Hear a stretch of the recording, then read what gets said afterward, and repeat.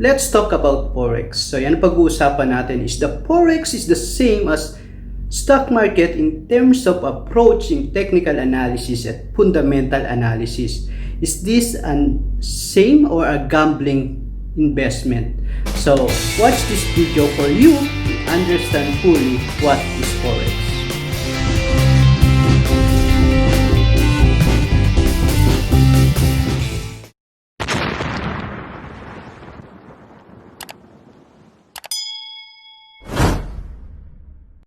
So guys, welcome back to my channel. This is Bernard Duyon once again. At ngayong araw nga ito, katulad na nasabi ko, we're going to talk about Forex because I received a message and asking, sabi niya, Brother Bern, what do you say about Forex? Is Forex is a gambling or is it a sin? And are you trading a Forex right now? So yung mga yan, sasagutin natin yan. Pero bago yan ay would like to encourage you to hit that like button, subscribe, and hit that notification bell para naman updated ka sa mga bidyong ina-upload ko. And please support my channel. At bago nga pala yan, thank you sa lahat ng mga nag-support, nag-subscribe at nanood ng video. We're now approaching 2,000 subscribers. So sana supportahan niyo pa ang channel na to at more subscriber para mas marami tayong mapag-usapan about finances. Okay! So, unang tanong, katulad ba ng stock market, ang Forex, meron din ba siyang fundamental at technical analysis? Guys, this is my observation in Forex. Forex has no valuation because you're purely trading the foreign exchange. Usually, kapag ka nagtitrade ka sa Forex, laging binary yan. It's either US dollar or Euro or kaya US dollar and Japanese yen. So, laging binary by pair. Pairing yan. So, you trade it as purely trading. So, wala kang binibiling share. Unlike sa stock market, you buy a share, you own a company. But in a Forex, talagang purely trading siya. So, in terms of valuation, wala. But in terms of technical, the same approach of technical analysis in stock market, ganun din ang approach niya pagdating sa Forex.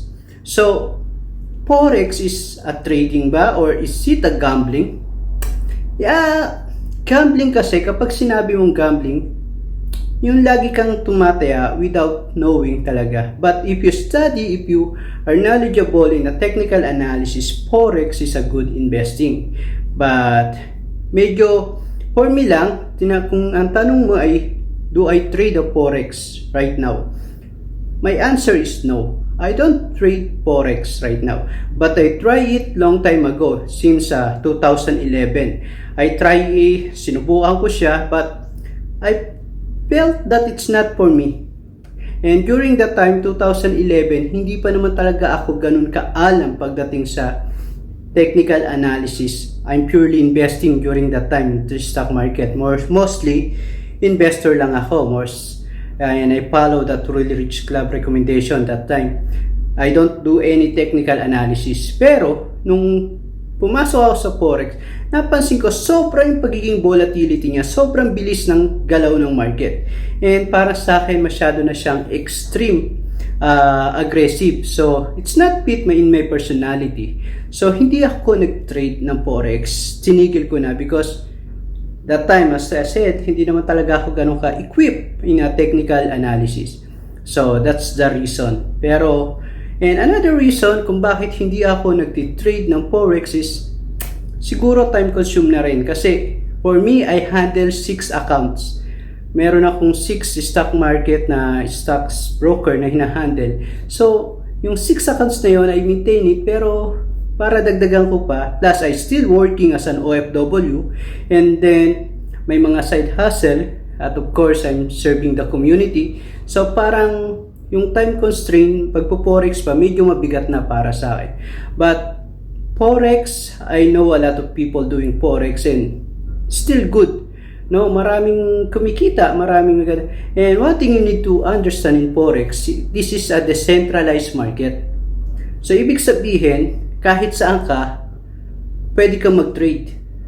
At on and out ang pasok ng pera. If you want to redeem, if you want to buy, buy and sell anytime. Unlike sa stock market kasi, centralized yan. Pag sinabi mong centralized, for example, sa Philippines, ang nagsicentralize niya, yung PSE.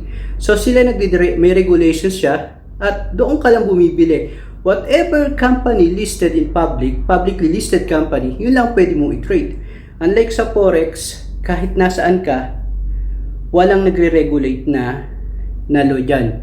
So, even in the Philippines, it's not yet regulated, but it's legal kasi foreign, international, decentralized market yan. So, another thing is volatility. So, kapag nagtitrade ka sa Forex, if you will notice, sobrang bilis ng galawan ng Forex. The volatility is too extreme. So, kaya yun, parang that time ng 2011, hindi pa nga ako technically equipped. So, hindi ko siya masakyan. Sobrang bilis. And another thing na you need to consider in the stock, in the Forex is masyadong malaki ang perang natitrade dyan. You know what? It's bigger than the stock market. 5 trillion or billion dollars trading every single day. Plus, ang trading sa Forex is 24/7. So, 24 hours trading yan. Unlike sa stock market, may oras ka lang. So, there's nothing wrong with that. Kung may extra time ka, you want to trade in the Forex, you can do it as long as kaya mo. And meron pang isa sa Forex is leveraging. So, leveraging kahit wala kang pera, para kang pinapahiram ng broker mo. Then, after nun, babalik mo rin sa kanila. So, leveraging yung tag. And, sa pang meron sa Forex is, I think this is the last. Sa Forex, meron na silang short selling. Na kahit bumabagsak ang market, ang Forex, you can still gain. Unlike sa stock market, kapag bumabagsak yung stocks na hawak mo, for sure, lost ka. Pero sa Forex, meron siyang short selling. So, you may consider this short selling. Meron din to sa US stock market. And sa Philippines, wala pa tayong short selling. So, yun yung dahilan kung bakit hindi ko pa tinitrade yung Forex. Last thing is, I invest in global market. So, parang that's enough for me. And consider this, guys. Kapatid, kung ikaw nag-i-invest ka sa Forex, that's good. Pero hindi lahat ng investment is fit for you. You must consider your personality, your risk assessment. You can try, yes, but if you think it's not worth it, hindi siya mag-work para sa'yo, huwag mo ipilit. Because there's always investment that will fit in your personality, that will fit in your risk assessment. Kaya minsan, we don't need to debate mutual fund, real estate, stock market, businesses, because all of these are good source of income, all of this is a good investment. Pero, depende sa tao kung ano yung mas gamay niya, ano yung mas magpipit sa kanya. So, for me, I'm doing the stock market and I do global market investing and Philippine stock market. And that's, for me, it's okay. So, hindi ko na kailangan pangdagdagan. But, I still consider to bumalik sa Forex with a small amount of money. Siguro when I have time, kapag freelance na ako, kapag nag-for good na, siguro I will consider Forex. But up to this moment, hindi muna tayo magpo-Forex. Medyo mabigat pa sa akin ng Forex. And marami pang isa pang tanong is Forex a legal entity? Yes, legal ang Forex. But the problem is, dahil sobrang bilis niya, minsan nakakala ng tao, illegal siya. You need to choose the right and the legit broker. No, marami naman, you can just research, you can just YouTube or Google this broker. Pero sa Pilipinas kasi wala. Dahil nga hindi pa siya regulated sa Pilipinas. But foreign, you can still. So, I think one of the well-known is eToro. So, yan din yung ginamit ko nung nag-try ako nung 2011. That's, I think, this vlog na liwanagan ka, there's nothing wrong doing Forex if that's fit for you. But for me, because I manage 6 accounts, I still have global investing, I still have a small sideline hustle And of course, I still serve community. So para sa akin, okay na ako sa mga bagay na yun. And wala na akong oras. Of course, syempre, you need time for family pa. May work pa ako. So, hindi ko na alam kung may sisingit ko pa yung Forex, although the Forex is doing 24 hours, but you need to rest then. So for me, it's not about money. Ang personality ko, it's about enjoyment. It's about fulfilling life mission. It's about enjoy life to the fullest. At the same time, hindi ka naman nanganganib o hindi ka nangangamba na wala ka ng pera. Di ba? Mas masarap din kasi yung may pera ka at still the same time, you can serve the community, you can enjoy life to the fullest without worrying for the future. So, that's it for now. And I hope sa nagtanong, by the way guys, hindi ko na screenshot yung mga nagtatanong, but kasi usually yung tanong nasa Messenger sa Facebook. And alam niyo naman sa Messenger sa Facebook, minsan, ang bilis natatabunan na siya.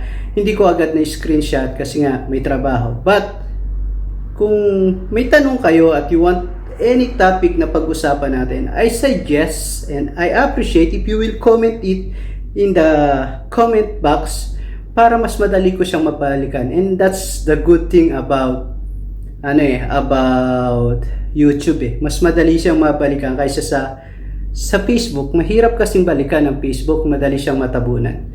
So guys, that's all for now, and thank you, and I hope you learn in this topic, in this vlog.